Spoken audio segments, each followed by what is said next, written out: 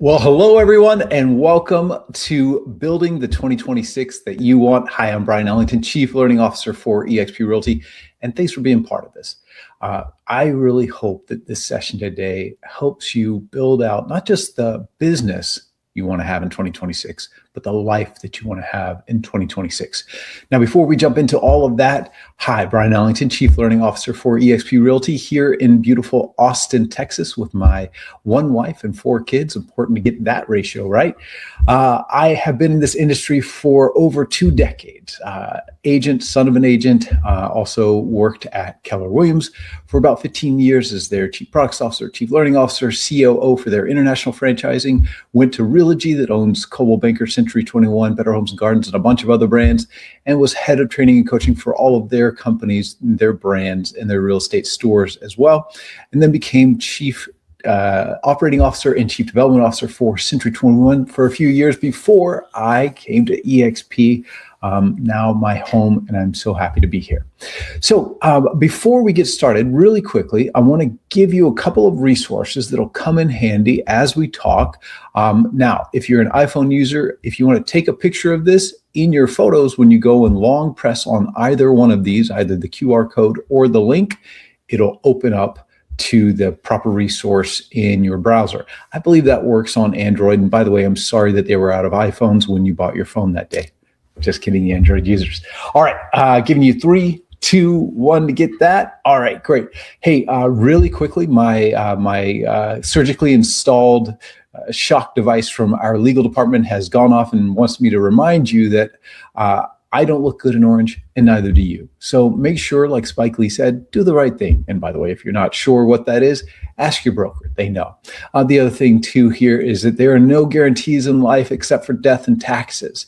Our results are going to be reflective of our effort, our skill, our persistence, our innovation. So with that said, let's jump in. So quick question for you, and it's a pretty easy one. What's money? What's money?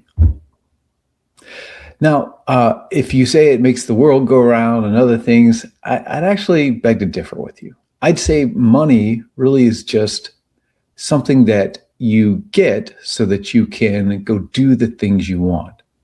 I ask people, why do you sell real estate? And they say, well, for the commission check, dude. And I go, no, you don't. And I'll prove it to you, because as soon as you get money, you go and give it away to get what you really want out of your life. In other words, money is really just a resource conduit. Now, do we need to have money to have a great life? Well, it depends on your definition of great life. You know, we could all go live in an ashram together, grow our own vegetables, stop showering, and our life would be pretty good. Anybody in? You want to go? Maybe not. So while we don't need money, let's all agree that money can do a lot of good for us in our lives, depending upon what we're trying to do. Now, you see these 2 triangles on the screen here. Now, when we talk about our worlds, there's certainly a lot more factors than just these 3 things. But when it comes to business, these 3 factors are some of the most important ones, because all too often, in order to get what we need, that resource conduit money, we trade time and stress. Now, for too many of us, our triangle looks like the one on the left side of the screen. And for most of us, I'm betting that we'd prefer our triangle look like the one on the right side of the screen. And so for us, when we talk about this, there's nothing wrong to focus with money, to focus on money in our business. But remember these 2 things. Business time and personal time are inversely proportional to one another. When one increases, the other has to decrease. And there will always be times when that gets out of whack, especially if we don't plan for it. And then remember one other thing, and that's Parkinson's Law. And Parkinson's Law says work will expand to the time that we give it in our lives. So how does your triangle look today? And which one of these triangles would you rather have, right? So today is about helping you find the right balance of these things that we need to balance in order to have the right life. All right, so let's get into this. True or false? True or false? You are here, but you want to get here. For most of us, that's true. If I'm talking to a $5 million producing agent and I say, what's your goal for next year? More often than not, they're going to tell me 10 million. If they're at 10 million, they'll tell me 20, right? We are here. We want to get here. Now, here's a weird way of thinking about your business. Think about your business for a second. Whatever that number is for you here, not here, but here, what is that number? Is it 5 million? Is it 10 million? Is it 20 units? Is it 10 units? Whatever that number is. In a weird way of thinking about it, everything about your business is designed to do exactly that number and nothing more. Whatever you did in the last 12 months, your business is designed to do that. Now, think about what you want to do next year. And by the way, if you're not looking to go from here to here and you just want to do this again, but maybe less time, less stress, that's okay too. But there's this other factor that we got to consider called the market. And we could do the exact same things and get the exact same results if our market didn't change. And how's that going for most of us? Not great, right? So today we're going to spend our time figuring out, what does this mean for you? How do you go from here to here? When I coach team leaders and agents on this, I tell them really it's three things. When you look at your business, it's three things: add, edit, delete. Add, you're going to have to add things to your business that a $10 million producer does that a $5 million producer doesn't do. Add. Edit, you're going to have to change some of the things that you're doing here in order to get here. Maybe increasing budgets, maybe learning new skills and conversion or whatever. Delete. You're going to have to figure out what it is that you're doing at 5 million that a $10 million producer doesn't do, because likely many of those things are going to hold you back. I think it was Truett Cathy Sr., the founder of Chick-fil-A. I heard him speak at a leadership cast that Chick-fil-A does every year. And what he said was, I have two lists on my desk, a to-do list and a stop doing list. And what he said is, I can't put anything on my to-do list without first crossing something off my stop doing list, because we're finite human beings. We have a finite amount of time, energy, and brain power that we can put towards our goals. And so making sure that everything else is off of our plate is essential. So we're going to talk a little bit about that today. And I want to say this. Today's session, what we're doing right now, this can either be informative or transformational. And what do you think the difference might be? For me, that difference is going to be not just that you come up with a plan, but that you find a way to implement it against some of the odds that are working against us all. And so we'll talk a little bit about that as well. And at the end, I'll also walk you through a pretty cool exercise. I call it 168 hours. And we'll talk about how we make sure we get the life that we want to get first and foremost and build our business around that. All right, so let's jump in. So here's what we're going to do. We're going to talk about what's motivating your business goal. We're going to talk about turning your goals into activities. Then we're going to talk about the elements of your strategic plan. And finally, we'll talk about that fun 168 hours. Okay, so when we talk about your business plan, I often ask agents, what's your goal next year? And I don't know if every real estate commission or Department of Real Estate in the various states standard issues real estate agents who are new to the business a set goal of $100,000 a year. I don't know why, but that seems to be the magical goal that a lot of real estate agents have, as if getting to six figures is really going to mean a complete and total difference in your life. But that seems to be a goal that a lot of agents have. And what I ask about that, whatever your number is, doesn't matter. When you think about your business plan, if your business plan towards that $100,000 goal, if you fully executed on it and just nailed it, December 31st, 2026, you're sitting there having earned six figures in your business, but you didn't get the things from your life that you wanted, was 2026 a success for you? Probably not. And so in order to build our business goal, our business plan, first we need to start with, well, what ultimately is it that we want from our business. And here's a very simple way of looking at it. When you think about the things that you want out of your life, trips with loved ones, maybe your kiddo needs to go to college, you've got that avocado green bathroom that you need to remodel, whatever that thing is for you. Most of those things, and I do mean most of them, are going to come with some sort of price tag. For me, this coming June, we're going to do our International eXp Con in Paris. I've wanted to go to France all my life, and I have the opportunity to take my wonderful wife and my four very expensive kids to Paris. And there's a price tag that comes along with that goal and that dream that I have for doing that with my family. Likewise, you probably have a ton of those types of things that you want to get done in your life. So my question is, what are those things? And ultimately, what does it cost to fuel those dreams of yours? Lifestyle, do you need to move into a better neighborhood, better school districts for your kiddos, whatever the case might be there?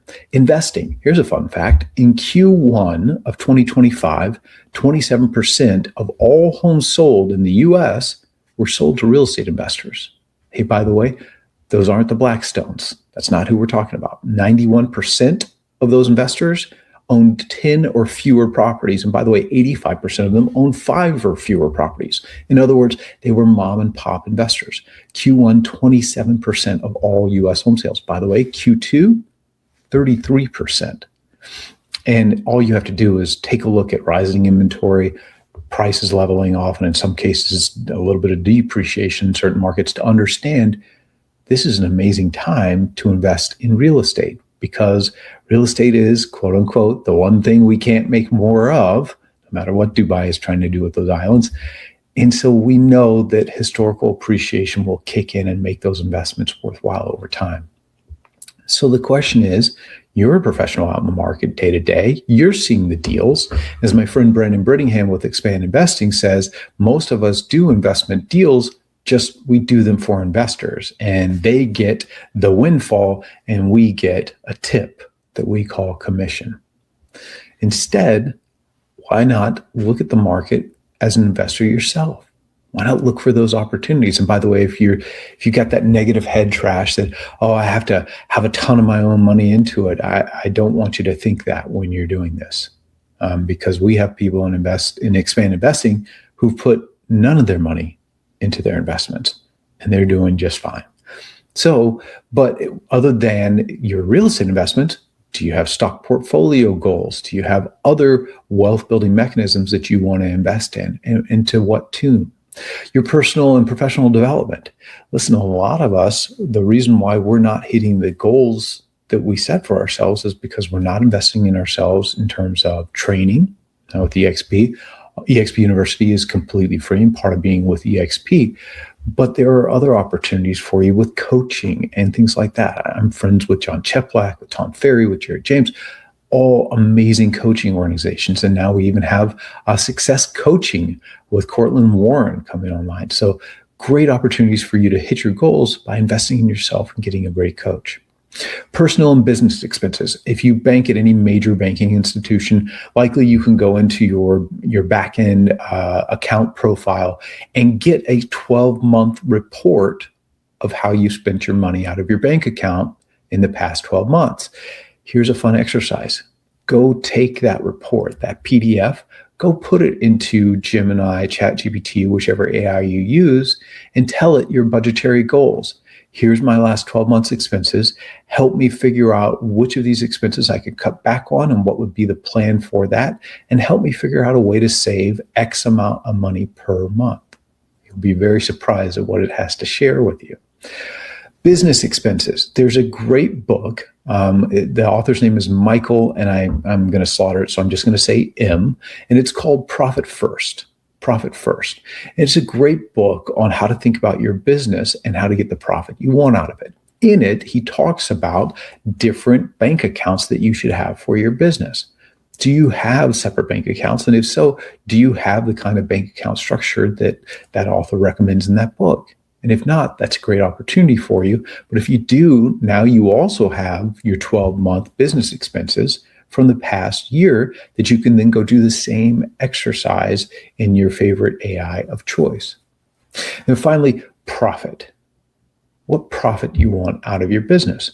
After all of these things that we've been talking about are said and done, what profit do you want to have remaining? And by the way, what would you do with that profit? What other forms of income streams could you go create for yourself?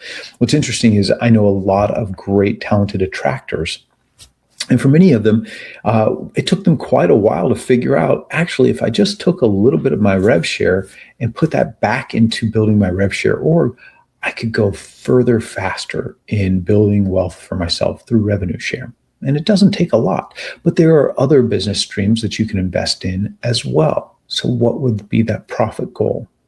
Now, at the end of all that, you're going to get a number, a total. And my wife watches a reality TV show, and her favorite saying from it is, know your worth and add tax. Add tax. Norman Vincent Peale said, I can, if I shoot for the moon, even if I miss, I'll land among the stars.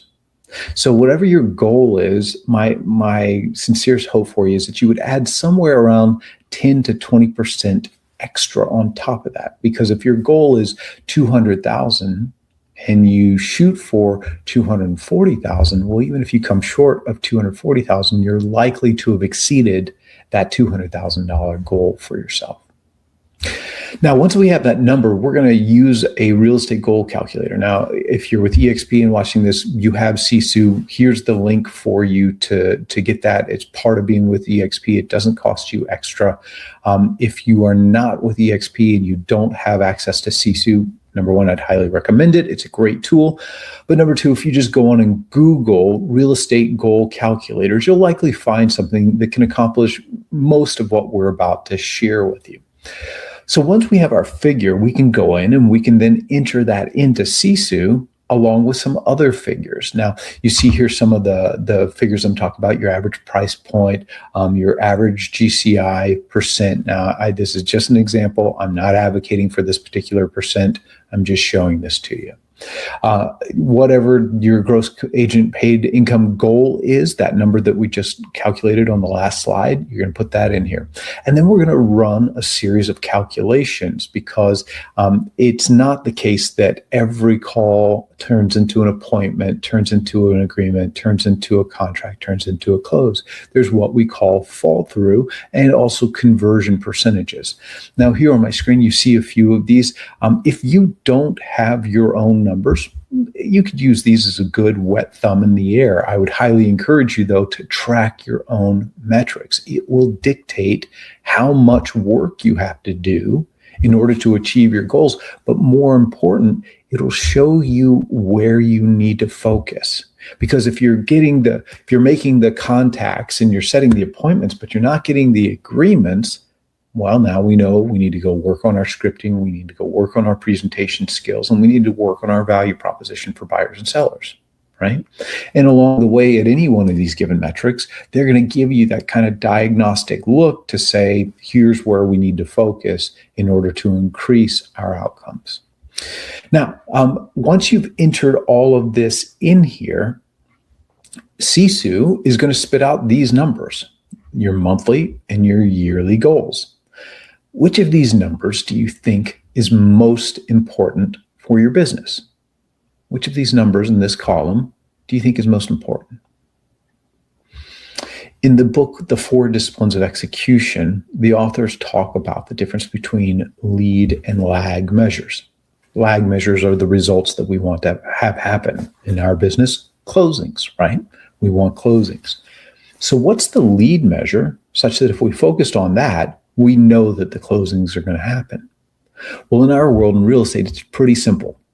Conversations, real estate conversations, a back and forth exchange, right? Not just a one-way text, but a back and forth exchange where we talk about them, their goals, and we build that rapport, where we ask them about their real estate needs, where we ask them about their real estate referral needs for friends and family, where we offer some value that's going to enrich their life and ingratiate them and create reciprocity in our relationship, meaning that the more value you pour into them, the more likely they are to want to do business with you and want to refer people to you. And then we set a follow-up target. I'll reach back out to you next week, in 2 weeks, whatever, right? Those are real estate conversations. If you're a FUB user, you'll know too that FUB puts an actual time limit on it. It says unless it's 2 minutes or more, it doesn't count. Now, depends on the scenario if you're meeting people out in the world versus calling your database. But the goal here, though, is to talk about real estate with folks. And by the way, none of you got a pickaxe and a shovel when you registered for this, because this isn't hard work. Hard work is digging ditches in the rain, friends. In real estate, we just get to go make friends and try to help them with real estate needs. That's not hard work. It's simple, just not easy, but it's not hard. It's not terribly complicated. Have conversations. Make the time to have conversations. Now, once you've entered in all of this, Sisu takes it a step further, and they allow you to see the breakout of all the things that you need. One of the interesting things about Sisu is right at the very top, if you click the seasonality radio button here, it will put in the percent by month. Now, let me just share with you that we are in a business that is not smooth peanut butter. It is very chunky, right? So when you look at this, by the way, is a historical average of the number of homes, the percent of homes sold each month in the U.S. So today, by my clock, it is December 18th. Now, for most of us in real estate, though, it's not December 18th. It's actually March 18th. Because if we found a ready, willing, and able buyer or seller today, it would take us about 90 to 100 days in order for that deal to close and for us to realize the reward of our hard work. So when we talk about seasonality, the temptation is to adjust our expectations. Now, I'm going to differ with people who think that way, because what they'll say is, "Hey, look, this is what the market is doing," and I would say, yes, if you're the average real estate agent, that's likely going to impact your business. Now, question: how many of you aspire in life to be average? And another question for you: when somebody looks at this, an agent, they'll likely say, but Bry, look at this. January is like half of June and July. And I say, yeah, that's right. And yet look at the sales number in January. Look at the sales number in November and December. And think about this. How many real estate agents are actually working in June or July? By the way, it's not 100%. We wish it was. But let's say, just to be generous, let's say it's 60%, 80% of the 1.5 million realtors in this industry might be at work in June or July. Whether they've got a deal or not, they're trying to find one. Now, same question, what percentage of agents, how many agents are working in November, December, and January? It's a lot less. See, the issue is a lot of agents back in September started basting the Thanksgiving turkey and the Christmas ham. They started knocking the wax off of the menorah. Now, if you think about that, what I really just said is there's likely as many or more deals per agent available in these months. This is the November, December, January timeframe I'm talking about, for the people who are actually willing to put in the effort. Again, today is March 18th in terms of your closings and your outcomes. So is March 18th you going to be in love with the activity level of December 18th you, or whatever the date is when you're watching this? Because there's a huge opportunity for you if you will simply adjust your activities and not your expectations. You see, back here, when we talk about our seasonality adjustments, I would never want you to adjust your income goals, your income expectations, because that's going to lead to you going to Wells Fargo for a withdrawal instead of a deposit. With me? What I'd rather you do is, if anything, adjust your activity level. And again, I'm not talking about being the Iron Cowboy and doing 50 marathons in 50 days. Really what I'm talking about is, whereas if you could make 5 conversations per day happen in your business, by the way, you would far exceed the vast majority of real estate professionals with just that alone. Maybe in these months, in the 3 months leading up to November, December, January, maybe back in August, September, and October, we might want to increase our activity level just a bit. 6 conversations, 7 conversations, whatever it takes in order to make sure that we have the closings that we need in those months. I hope that helps you. Okay, so once we have our activity goals in line, now it's time to build our strategic plan. And by the way, here's that QR code again, if you need it, to get the document that I'm about to show you. So it's interesting. When I coach agents and team leaders, I ask them, hey, you're here and you want to get here. How are you going to do that? And I usually get one of 2 types of answers. The one is, I'm going to be a better human being. I'm just going to do more.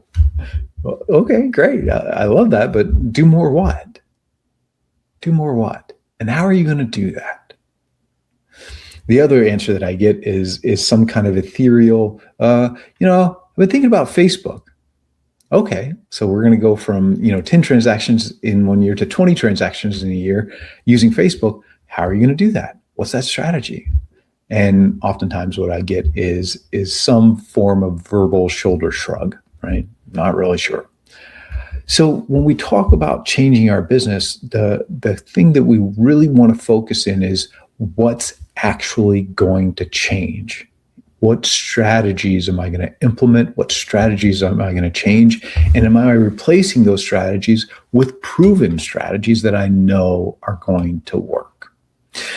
So when we think about that, I want to share with you that the document that I just gave you, the QR code, is going to point out some samples of strategic plans. The first page is for solo agents. The second page is thought starters for teams.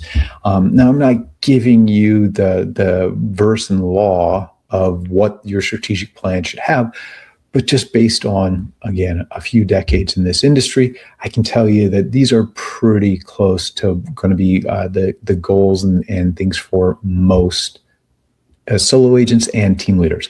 On the backside of this, though, is a worksheet for you to work through what are your strategic goals and how are you going to get there. So before we dive in on that, I want to walk you through the elements of the strategic plan.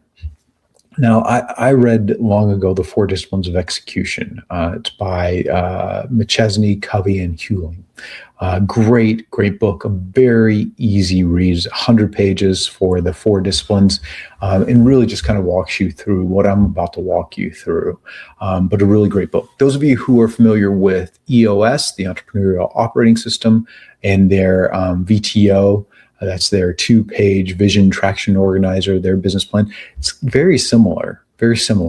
But I'll walk you through this very simplistic model. As a quick aside, if you're a team leader or a solo agent with administrative staff, I want to give you a process of creating your strategic plan with your people bought in and on board. So whenever I do this, and by the way, my team is getting together tomorrow to finalize our 2026 plan. Whenever we go to create our annual plan, it starts with me. I put myself in a quiet room, whatever it takes to get you in the mood, burn some sage, glass of Chardonnay, just one. For me, it's 90s R&B. That's who I am, whatever. I just want to get real soulful and real thoughtful. And I want to think about, what do I want out of the business this year? And what do I think in terms of the strategies and tactics to get there? Then I go to my people leaders on my team, my directors and my VPs, and I say, here's what I think, but this is just a draft. Here's the red pen. What do you think? And then once I've got my people leaders to pour into this, then we go to the rest of the team and I say, this is what we think, but what do you think? And here's the red pen. Why do I do that? Well, first and foremost, some of you maybe who have some control issues, not looking at anybody right now, you might be thinking, well, wait a second, we're letting them dictate what our goals are going to be. That's not what I said. That's not what I said. I'm not asking them, what do you think our goals should be? And then giving them the right to dictate our goals one way or another. What I'm asking them is, what do you think our goals should be? Let's have a discussion around that, and let's agree. And then what do you think the strategies for hitting those goals should be? And let's have a discussion around that, and let's figure out what it really takes. Now, why would I do this? A couple of things. First off is occasionally somebody's got some wild plan about some other goal that they want to go do that's really not in line with what we're trying to accomplish as a team. And that's our opportunity as a team to correct any incorrect thinking. The other thing is, invariably, and it happens every single year, I find ideas from my team that I would have never even thought of myself. Every single year it happens. The brilliance, and what Napoleon Hill said is, the wisdom is in the room. Then we get buy-in from the team, right? They've all helped to pour into this. We've all agreed this is what we're doing. It also sets the stage for accountability. And it also makes sure that the team understands this is what we're doing, and here's my role in doing that, and here's my teammates' roles in doing that, so that everybody understands their interdependencies and how to operate as a team toward the goal. At the end of this, by the way, those of you who have teams, even admins or solo agents with admins or team leaders, I had a mentor, Ed Perry, who was a very successful businessman who had started and sold a bunch of companies. And he said, over the course of operating several businesses, he and his business partners often disagreed on the direction of the business. And when that happens, you have two choices, and only two choices. You can disagree and quit, or you can disagree and commit. Anything in between is sabotage. By the way, that's a script, and I share that with my team every year. And do I want them to disagree and quit? Absolutely not. I have an amazing team, but I would rather have them disagree and commit. However, if they're not willing to do that, then this isn't the right team. And it's just as simple as that. We don't always get to do the pet projects that we want to do. And what I always tell my team is, for any pet projects, this is the goal. And we're trying to get done by December 31st, 2026. Now, if we get done with this by November 30th in 2026, cool. We've got an entire month for pet projects, and let's go. I hope we do. But until we do this, nothing else is on the table. It's always that Southwest Airlines question, when the chief marketing officer wanted Southwest Airlines to introduce a chicken Caesar salad in their flights. Herb Kelleher's question was simple. How does that make us the low-cost airline? And if it doesn't, we're not doing it. Whatever your goals, as you're talking with your team, how does that make us in line to hit these goals? And if it doesn't, sorry, we're not going to do that until we've done what it takes to succeed. Hope that helps. All right, so back to everybody on the call. When we talk about our wildly important goal, it's expressed as a metric, X to Y by when. And we have our lead metrics and our lag metrics. This is going to be a lag metric. For most of us, we're going to talk about units here. Why not volume? Well, for most of us, we don't control price unless we're trying to move up in price bands by becoming a luxury agent with eXp Luxury or something like that. Most of us, the price is dictated by the market. The units is dictated by our efforts. And so for most of you solo agents, I'm going to recommend that you set your goal based on units. I want to do X number of units this next year. I want to go from 10 units to 20 by December 31st, 2026. Team leaders, you have a choice, depending upon whether or not you're in production. You can choose units. However, what I would really ask you to recommend or consider here is productive agents. How many productive agents? Now, you get to determine what number of productive actually means.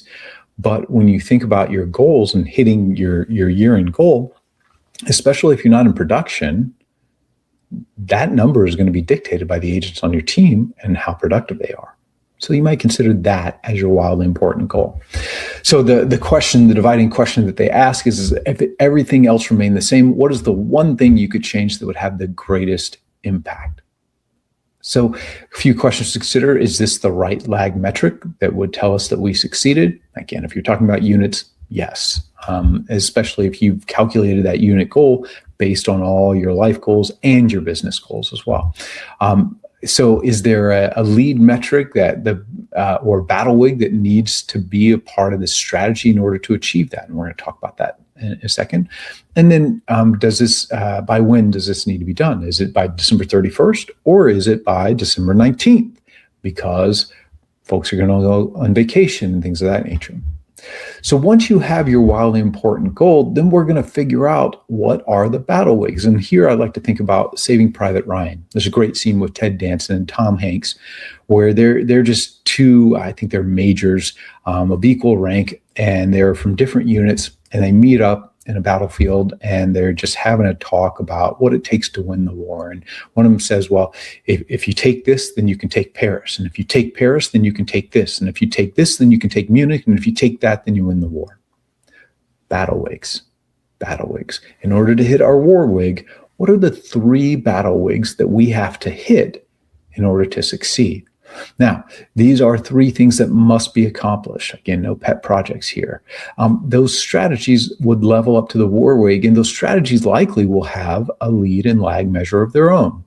As you're thinking about what are those battle wigs, keep asking, is this a battle wig or a battle tactic? So I was teaching a group of agents a couple of weeks ago, and one of them said, hey, would open houses be a good battle wig toward my goal? And I said, actually, I think what you're talking about is lead generation. And in my way of thinking about things, you need about 3 to 4 pillars of lead generation so that your business is stable, because one of those pillars could dry up at any time. Right? Algorithm changes on social media and SEO, laws pass against, TCPA, DNC, and cold call outreach. By the way, make sure you're following those laws and using dial safe.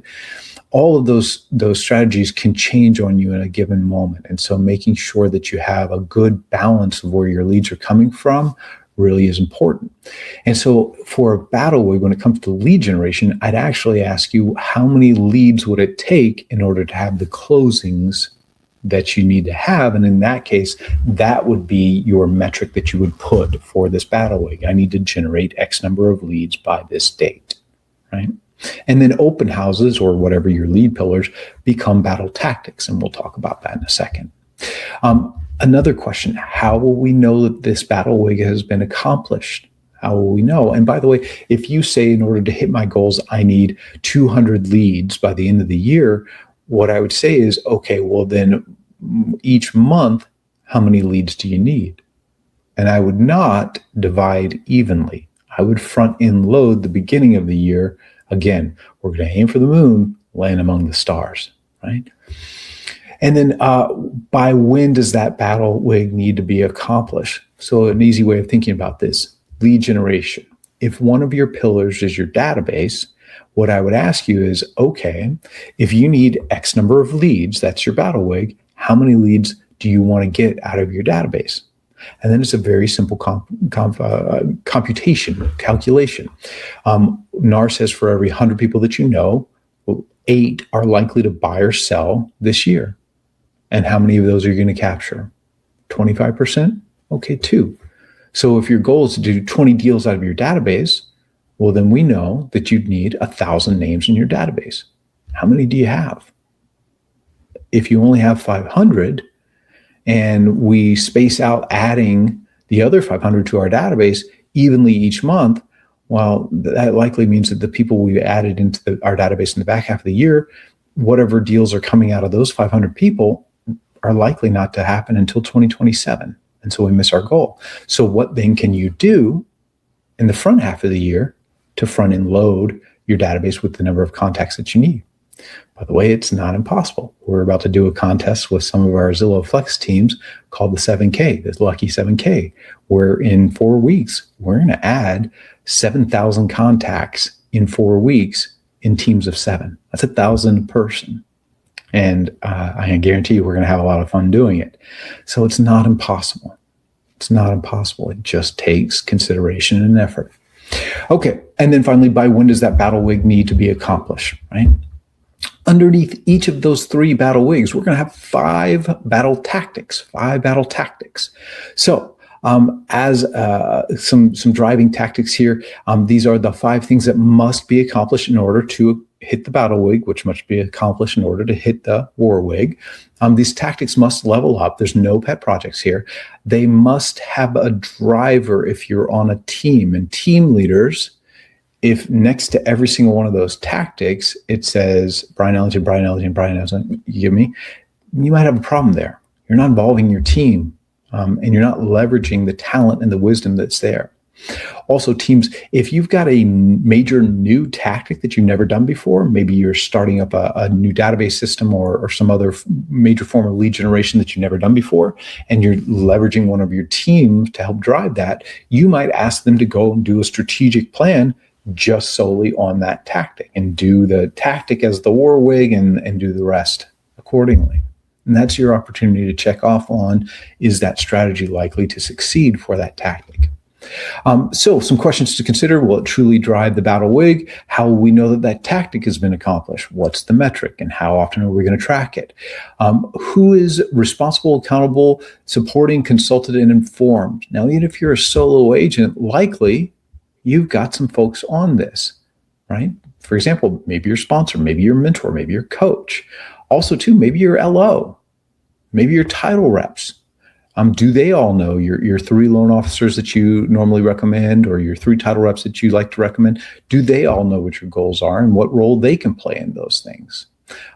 Transaction coordinators, assistants, all of those folks need to be aware of your goals.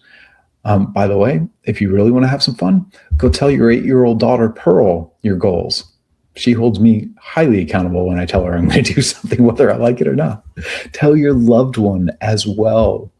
By the way, one of the things that distract us from our business are the people around us who don't understand the level of activity that it takes to succeed in this business.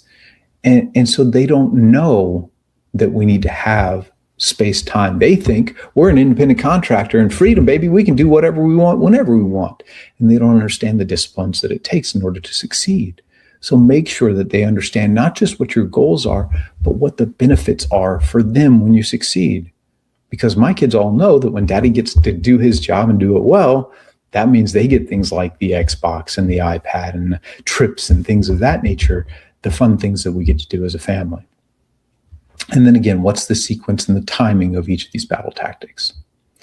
Okay, blockers and proactive measures. Now, likely, the reasons why you may not have hit your goals in the past are some of the blockers that came up. And the interesting thing is, we all know what those things are. For the most part, we know what our blockers are. So Tony Robbins said something. He said, your problem is you think you shouldn't have problems. We're all going to have problems. Now, we want the right kinds of problems, but we know very well some of the challenges that can arise in our business. Likely, one of the biggest challenges to our success is ourselves. We tell ourselves no more often than anybody else, and we tell ourselves no before we've given the other person, that prospect, that client, that past client, before we ever give them the chance to say yes or even consider the question. We've already told ourselves they're going to say no, and we know that. So my tip for you here, if you know that and that's a blocker for you, one of the proactive measures you should be looking at is, how do I get into training in order to increase the value that I can bring to anybody in my database, so that I don't have that head trash about making those calls or reaching out to those people. So with blockers and proactive measures, I'm only going to ask for 3. We're not trying to boil the ocean here, right? We're not going to fix everything in the world that could go wrong. But what are those major ones that could go wrong? And what are we going to do to prevent that from happening? Or what are we going to do if it happens and we can't prevent it? What then are we going to do to adjust? Okay, so here's what I want. I would love if you would do this right now. Get out your phone and text somebody who you know will hold you accountable. Will you please hold me accountable to sharing my 2026 strategic business plan with you by next Friday. I'd really appreciate your input. That's it. Text that to somebody you know is going to hold you accountable. Again, team leader, sponsor, mentor, friend who can be belligerent and in a loving way with you if they need to. Your 8-year-old Pearl, whoever that is, get them to hold you accountable. And then once you have their input, finalize this plan and share it with anybody in your world who has any impact on your ability to execute on it. Okay, one last thing. I want to share this with you. Do you know the significance of this number? 168 hours. If you've never done the math, this is actually how many hours there are in a week. That's it. That's the same number we all get.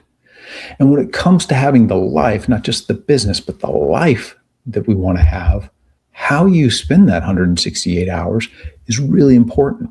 I learned this lesson the hard way. I went through an MBA in entrepreneurship. Those of you who've ever looked into MBA programs or gone through one, you know most accredited MBA programs are 2 years. Well, this was a fully accredited MBA program done in 1 year, which means it was 100 hours a week just to this program.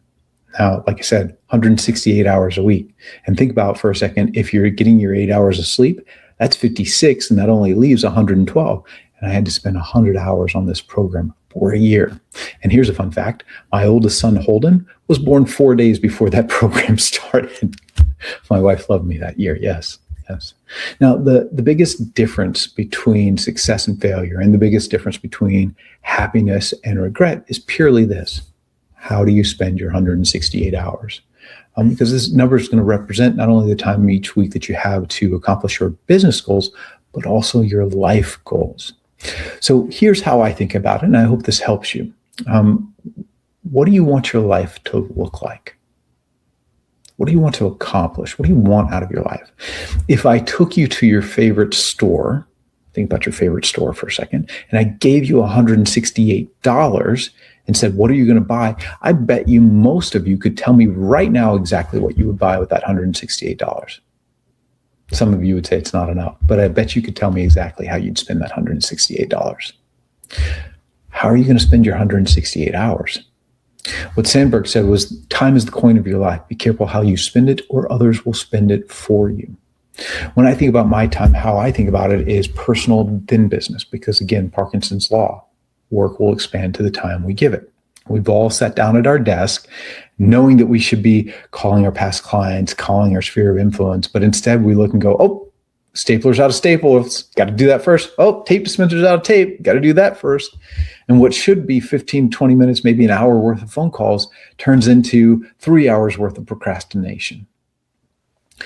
Because we're not focused on what we have to do in our business and the time we have to do it in order to accomplish things in our lives and the time it takes to accomplish those. So here's some sample numbers. And by the way, the numbers on the left, feel free to disagree with any of those because it's your life and you get to determine how you spend it. But think about the things that you want to accomplish, right? Time with family. By the way, they lied to us. In elementary school, they lied to us. They told us love was spelled L-O-V-E. It is absolutely not. It is spelled T-I-M-E. And if you don't believe me, stop spending time with your kids, stop spending time with your significant other, and find out how much love is there in a few years. T-I-M-E. So how much time do you want to spend with those that you love? How much time do you want to spend in your community? Your church, mosque, synagogue, your activism, your what have you, whatever it is that you're passionate about, hobbies, sports, exercise, meditation, how much time are you going to give that each week? And I would figure that out first, because then you can negotiate your business time and how much time you need to spend on your business. Now, speaking of which, if you look at the right side of the screen there, these are sample hours based on doing about 24 deals a year. Now, you may look at some of these numbers and go, well, that's being generous. I spend far more time on buyers. Yeah, I would say probably because you're not setting proper boundaries with your buyers about how many homes we're going to see based on your results. And what do I mean by that? Well, here's a very simple script. Mr. and Mrs. Buyer, in my experience, I typically will show my buyers no more than about 5 homes before they're ready to write an offer, because I will never put anything in front of you that doesn't exactly match the criteria that you've given me that I think would be a wonderful opportunity for you in your next home. Now, what have I just said? Well, I've just told them what an amazing agent I am, that I'm not going to waste their time. But I've also just set a proper boundary that we're not going to go see every home on the MLS. That doesn't do any of us any good, because you're going to end up confused and wondering which home had what feature again. And at the end of the day, you're going to be exhausted, and so am I. So when we set boundaries in a beneficial way with buyers, with sellers, with the loved ones in our lives, they will respond a lot better and respect our time a lot more. Hey, here's one other thing too. Your family called me, and they asked me to ask you to stop saying what time is best for you to your clients. Talk about a way to give away your freedom and the opportunities to do the things that you want to do in your life. Give your calendar control over to somebody else. Listen, I've been in this business for well over 2 decades, and I've never heard of a deal falling through because you set stipulations on your time with your buyers and sellers. Now, a better script than what time works for you is, would Wednesday at 3 or Thursday at 4 work better for you? And by the way, if neither one of those work for them, I don't care. I'm just going to simply roll 2. Great. Well, how about Friday at 2 or Saturday at whatever time is right for me in order for me to enjoy my family that weekend? With me? Easy. The world will respond to boundaries as long as we set them. Okay? I hope this exercise helps you get more efficient with your time and get after the things that you need to get after in order to accomplish your goals. By the way, at a certain point, you're going to hit a level where you just simply don't have the time in order to get to where you want to get with your goals. And that's your opportunity now to delegate. And that can happen in a number of ways before we ever hire somebody to our business or attract other agents to our business. That can happen with task-based. Instead of going and hanging a lockbox or planting a sign in the yard, that's a $25 task. Couldn't you find somebody else to do that? Wouldn't they be glad for that $25? You can hire a virtual assistant, fraction of the cost of hiring somebody full-time onto your staff. Then when you're ready to hire somebody that's maybe states-based or what have you, maybe a shared service that you can hire with another real estate agent who has a similar need, transaction coordinator or whatnot. And then you can go to hiring an individual or attracting an agent to your team. All right, so think through your strategies. How much time is it going to take? And then what sort of leverage do I need in order to go achieve that? And you'll be well ahead of the pack in terms of achieving your goals. Okay, thanks so much for tuning in. I really do hope that this has helped you with your 2026 plan. If there's anything that we can do to support you in 2026 with any of your goals, any of your needs, please do reach out and let us know. We are so excited to see the amazing 2026 that you all have. Thanks so much, and we'll see you in the new year.